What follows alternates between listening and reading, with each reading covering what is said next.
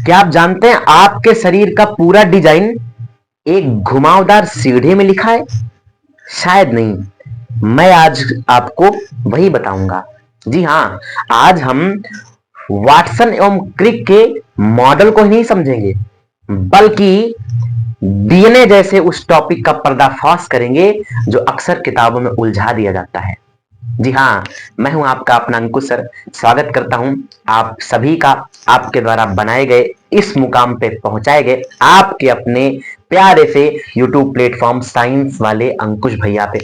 कैसे हैं आप सभी? मुझे पूरी उम्मीद है आप सभी स्वस्थ होंगे, मस्त होंगे, अपनी तैयारी में व्यस्त होंगे।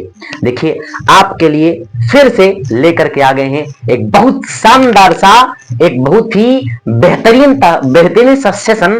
क्या वाटसन एवं क्रिक द्वारा दिए गए द्वि कुंडली डीएनए की संरचना का सचित्र वर्णन। भाई साहब 5 नंबर का आता है पेपर में, ठीक है? 5 नंबर का आता है, ध्यान रखिएगा। इस पूरे टॉपिक का पर्दाफाश करेंगे, अंत तक जरूर बने रहिएगा। देखिए, सबसे पहले इसके बारे में समझते हैं। फॉस्फेट, शुगर और नाइट्रोजनी बेसिस समझिए। देखिए, फॉस्फेट, शुगर, एनबी को नाइट्रोजनी बेस बोलते हैं। ये तीनों चीजें भाई साहब, ये तीनों चीजें मिल करके न्यूक्लियोटाइड कहलाती हैं। और इस न्यूक्लियोटाइड में शुगर और नाइट्रोजनी बेस ये दोनों न्यूक्लियोसाइड होते हैं। तो न्यूक्लियोसाइड अलग है, न्यूक्लियोटाइड अलग है। इस बात को याद रखिए, अभी दिमाग में रखिए। न्यूक्लियोटाइड क्या क्या है? फॉस्फेट, शुगर, नाइट्रोजनी बेस, ये तीनों मिलकर क्या बनाएंगे भाई साहब? न्यूक्लियोटाइड। और न्यूक्लियोसाइड, इन्हीं न्यूक्लियोटाइड के दो, शुगर और नाइट्रोजनी बेस, दो क्या होंगे? न्यूक्लियोसाइड। बात समझे? अब इसके बारे में समझते हैं। देखिए, यहां पे जो पी है, पी का मतलब हुआ भैया फॉस्फेट, और एस का मतलब हुआ शुगर। जो ए लिखा हुआ है ये आपका नाइट्रोजनी बेस है। इस बात को समझिए, ठीक है? देखिए, फॉस्फेट और शुगर, फॉस्फेट और शुगर, फॉस्फेट और शुगर और नाइट्रोजनी बेस, ये क्या है भैया? न्यूक्लियोटाइड। बात समझे? ऐसे यहां पर भी ये क्या है भैया? न्यूक्लियोटाइड। ये क्या है? न्यूक्लियोटाइड। क्यों? फॉस्फेट, शुगर, नाइट्रोजनी बेस, फॉस्फेट, शुगर, नाइट्रोजनी बेस, तीनों मिलकर क्या बनाएंगे भैया? क्या बनाएंगी? न्यूक्लियोटाइड। कब बनेगा? फॉस्फेट, शुगर, नाइट्रोजनी बेस, न्यूक्लियोटाइड। फॉस्फेट, शुगर, नाइट्रोजनी बेस, न्यूक्लियोटाइड। फॉस्फेट, शुगर, नाइट्रोजनी बेस, न्यूक्लियोटाइड। फॉस्फेट, शुगर, नाइट्रोजनी बेस, न्यूक्लियोटाइड। बात समझे ना? अच्छा, न्यूक्लियोसाइड, शुगर, नाइट्रोजनी बेस, न्यूक्लियोसाइड, शुगर, नाइट्रोजनी बेस, न्यूक्लियोसाइड। देखिए, शुगर, नाइट्रोजनी बेस, न्यूक्लियोसाइड, शुगर, नाइट्रोजनी बेस, न्यूक्लियोसाइड, शुगर, नाइट्रोजनी बेस, न्यूक्लियोसाइड, शुगर, नाइट्रोजनी बेस, न्यूक्लियोसाइड। बात समझे?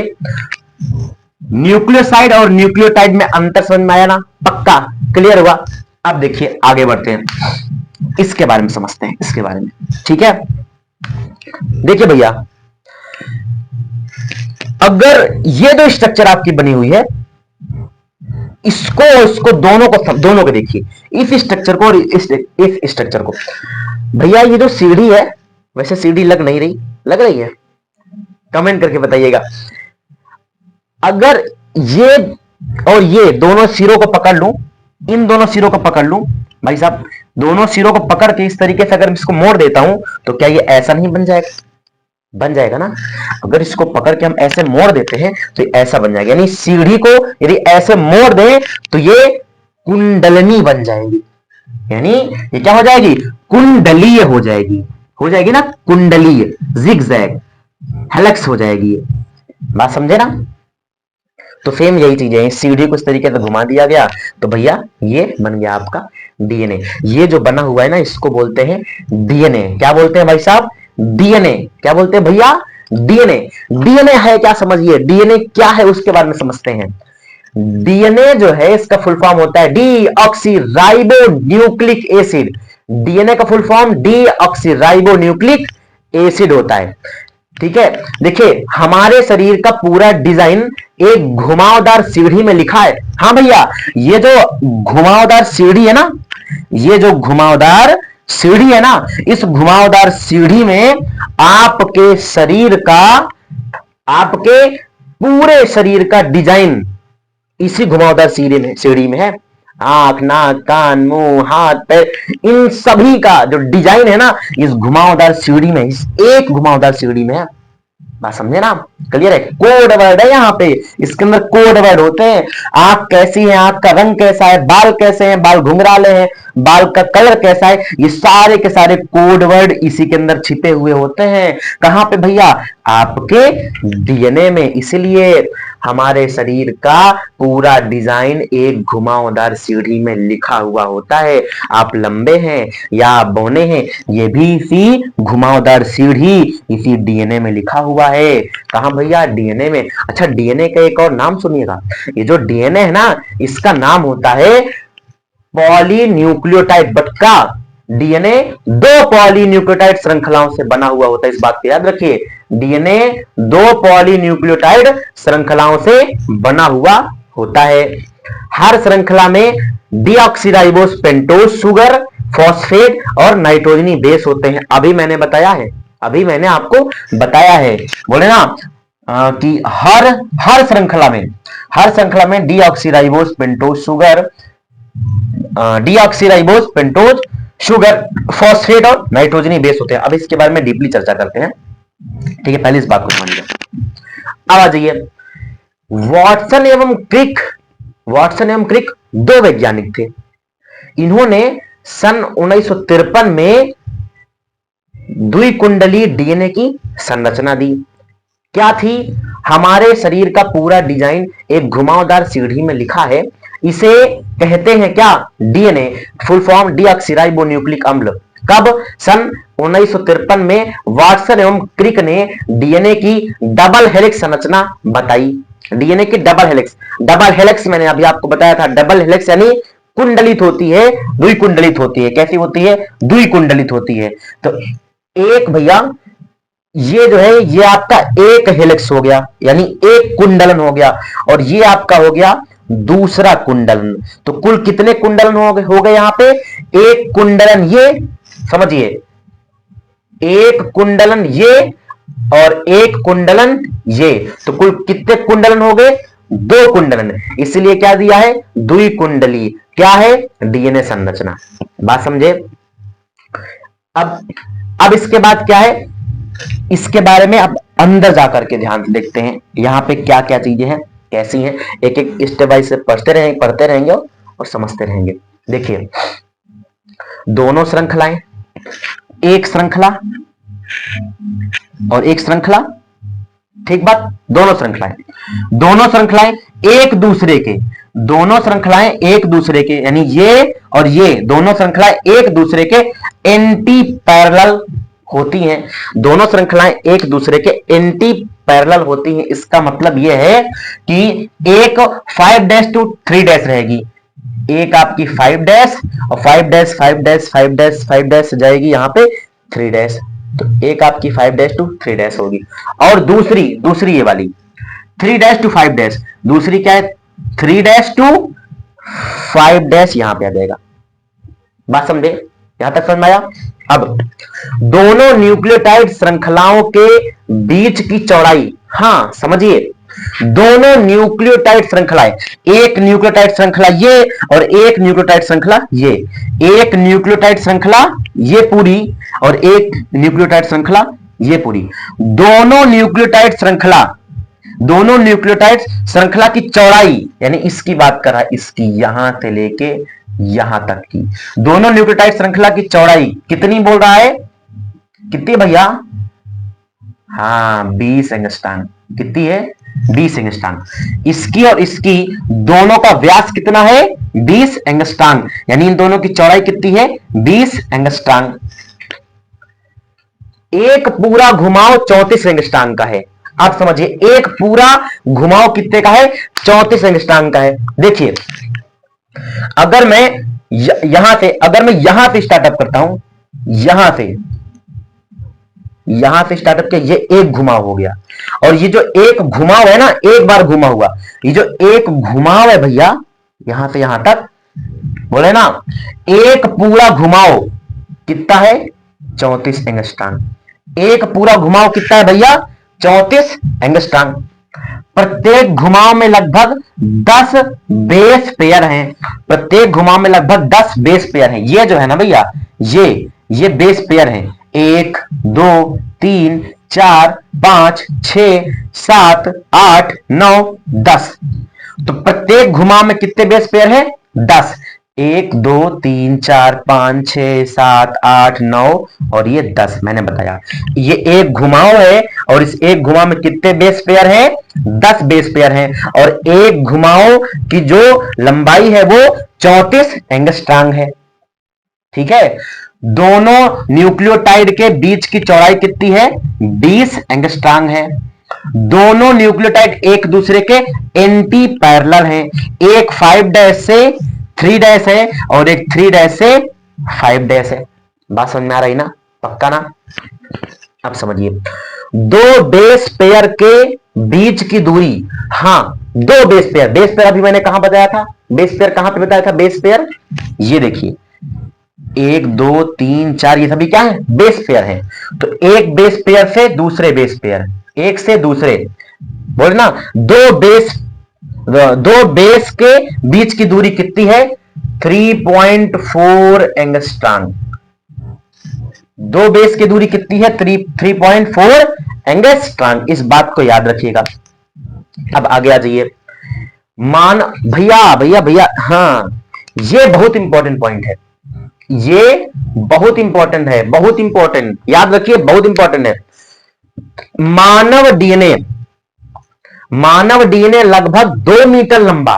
भैया आपका जो शरीर है कोशिकाओं से मिलकर बना हुआ है। कोशिका मिलकर ऊतक बनाती है, ऊतक मिलकर अंग बनाता है, अंग मिलकर अंग तंत्र बनाता है, अंग तंत्र मिलकर पूरा शरीर बनाता है। वैसे ही जैसे ईंट मिलके दीवार बनाती है, एक दीवार, दो दीवार, तीन दीवार, चार दीवार, दीवार मिलके कमरा बनाता है, और कमरा मिलके क्या बना देते हैं भैया, क्या बनाते हैं, कमरा मिलके घर बन जाता है। वैसे ही हमारा शरीर भी कोशिकाओं से मिलके, कोशिका ऊतक अंग तंत्र और अंग तंत्र शरीर। अब यहां पे मैंने ये बात क्यों बताई, क्योंकि लिखा है मानव डीएनए लगभग 2 मीटर लंबा होता है जब पूरी तरह फैला हो, पूरे डीएनए को एक शेल, इसलिए मैंने कोशिका बताई है अभी आपको। हाँ, एक सेल यानी एक कोशिका के अंदर 23 जोड़ी गुणसूत्र में पैक किया जाता है। याद रखिए, एक कोशिका के अंदर जो डीएनए पैक होता है उसकी लंबाई जो होती है वो 2 मीटर होती है। यानी ये जो डीएनए की अगर मैं पूरी लंबाई बताऊं, इस डीएनए की पूरी लंबाई कितनी होगी, तो ये होगी 2 मीटर लगभग। कई जगह 2.2 मीटर ही मिल जाती है, 2 मीटर या 2.2 मीटर। बात समझे ना, यहां तक बात समझ में आई। अब आगे आ जाइए, हाँ न्यूक्लियोटाइड बॉन्ड्स, देखो बॉन्ड्स याद रखना बहुत जरूरी है। मेन प्रॉब्लम यहीं पे फंसती है न्यूक्लियोटाइड बॉन्ड्स में। तो बॉन्ड्स का मतलब होता है बंधन। ठीक है, न्यूक्लियोटाइडों का बंधन कैसे होता है, दोनों न्यूक्लियोटाइड कैसे बंधते हैं उसके बारे में समझिए। देखिए शुगर और फॉस्फेट, भैया शुगर और फॉस्फेट, चलिए शुगर और फॉस्फेट को समझने के लिए यहां आ जाइए। क्या बोल रहा है, शुगर और फॉस्फेट, बात समझ में आई ना। शुगर, देखिए शुगर और फॉस्फेट यहां पे भी आ सकते हैं आप। पी का मतलब फॉस्फेट हुआ, इसका मतलब शुगर हुआ। तो फॉस्फेट और शुगर या शुगर और फॉस्फेट, इन दोनों के बीच में जो बॉन्ड बना हुआ है, ये जो बॉन्ड बना हुआ है ना भैया, ये जो बॉन्ड है, इस बॉन्ड का नाम है फॉस्फोडाइएस्टर बॉन्ड। फॉस्फोडाइएस्टर बॉन्ड हो गया। अच्छा, ये क्या है, फॉस्फोडाइएस्टर बॉन्ड हो गया। ठीक है, यहां पर भी ये शुगर है और ये फॉस्फेट है, तो शुगर फॉस्फेट के बीच में कौन सा बॉन्ड, फॉस्फोडाइएस्टर बॉन्ड। ठीक है, यहां पे फॉस्फेट और शुगर के बीच में फॉस्फोएस्टर, और शुगर और फॉस्फेट के बीच में फॉस्फोडाइएस्टर, फॉस्फेट और शुगर में फॉस्फोएस्टर, और शुगर और फॉस्फेट में फॉस्फोडाइएस्टर, यानी एक न्यूक्लियोटाइड, एक न्यूक्लियोटाइड, ये एक न्यूक्लियोटाइड, ये दूसरा, एक न्यूक्लियोटाइड से दूसरे न्यूक्लियोटाइड के बीच में जो बॉन्ड होता है, यहां पे आप फॉस्फोडाइएस्टर लगाएंगे, लेकिन यहां पे आप फॉस्फोएस्टर लगाएंगे। फॉस्फेट और शुगर के बीच में फॉस्फोएस्टर होता है, यहां पे लिखे दे रहा हूं, क्या होता है भैया, फॉस्फेट और शुगर के बीच में आपका जो बॉन्ड होता है वो होता है फॉस्फोएस्टर बंध। ठीक है, लेकिन शुगर और फॉस्फेट में जो होता है, यहां पास जो बंध होता है वो होता है आपका, यहां पास जो बंध होता है वो आपका होता है फॉस्फोडाइएस्टर बंध। थोड़ा सा इन बातों में याद रखिएगा। ठीक है, फॉस्फेट और शुगर फॉस्फोएस्टर बंध, शुगर और फॉस्फेट फॉस्फोडाइएस्टर बंध। क्यों डाइएस्टर, यहां पे डाइएस्टर क्यों लगा हुआ है, इसलिए क्योंकि एक न्यूक्लियोटाइड और दो न्यूक्लियोटाइड, दो न्यूक्लियोटाइड आपस में जुड़ रहे हैं, इसीलिए फॉस्फोडाइएस्टर आया है। यहां पर न्यूक्लियोटाइड आपस में नहीं जुड़ रहे हैं, बल्कि क्या है, ये दोनों चीजें आपस में जुड़ रही है, इसलिए यहां पे फॉस्फोएस्टर आया है। इस बात को याद रखिएगा। ठीक है ना, क्लियर है, पक्का। आगे बढ़ते हैं।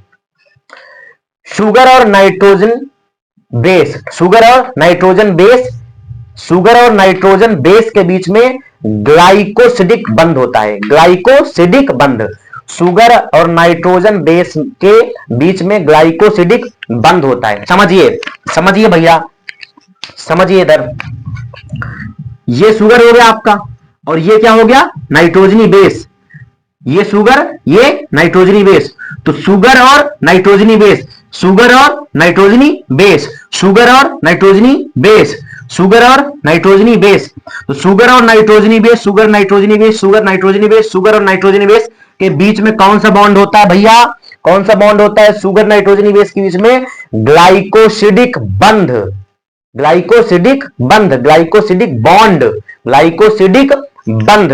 तो यहां पास, यहां पास, यहां पास ये शुगर हो गया, ये नाइट्रोजन क्षार हो गए, इन दोनों के बीच में ये जो बॉन्ड है, इस बॉन्ड को बोलेंगे ग्लाइकोसिडिक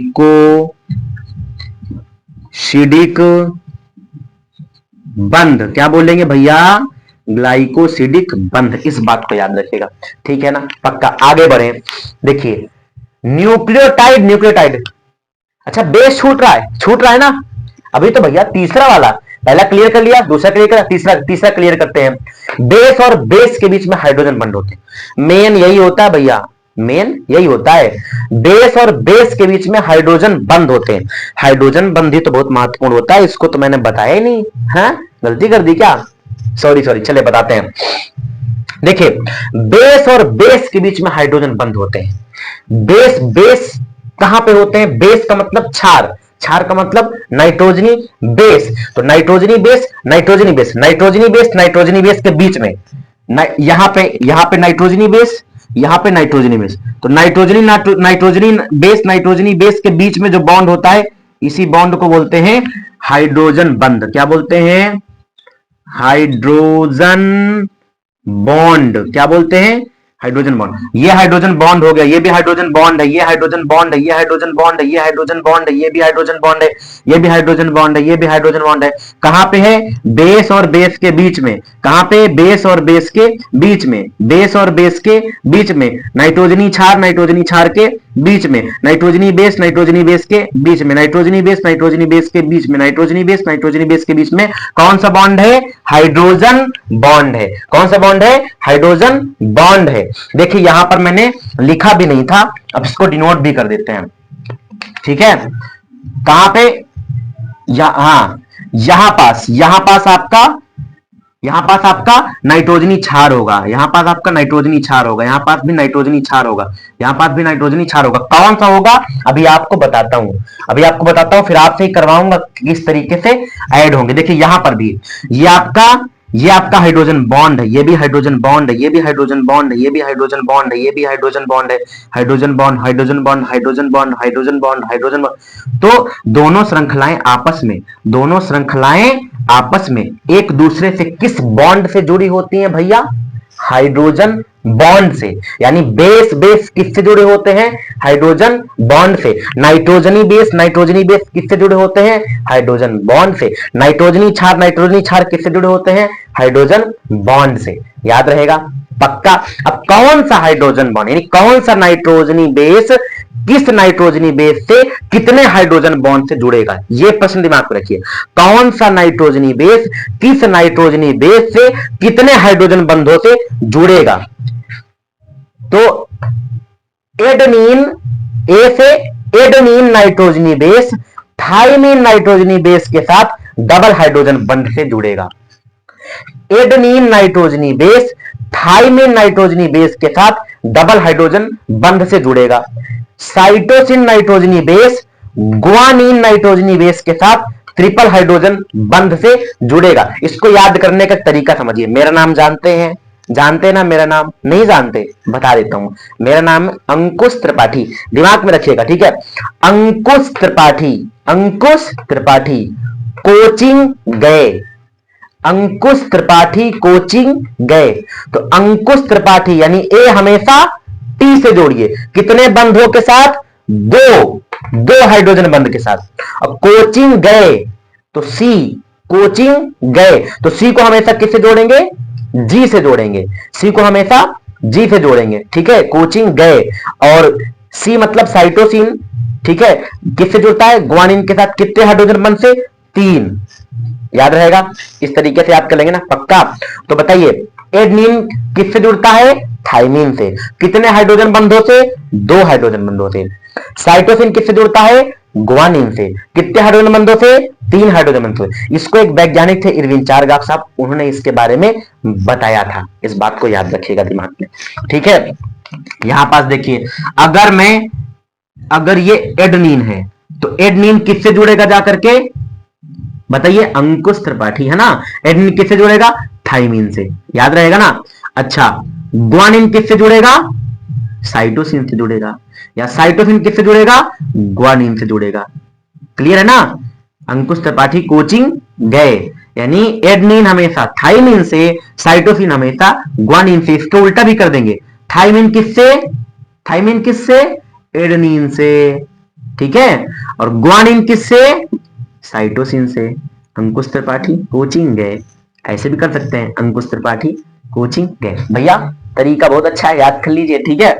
तो बताइए एडेनिन किससे जुड़ता है? थाइमिन से। कितने हाइड्रोजन बंधों से? 2। साइटोसिन किससे जुड़ता है? ग्वानिन से। कितने हाइड्रोजन बंधों से?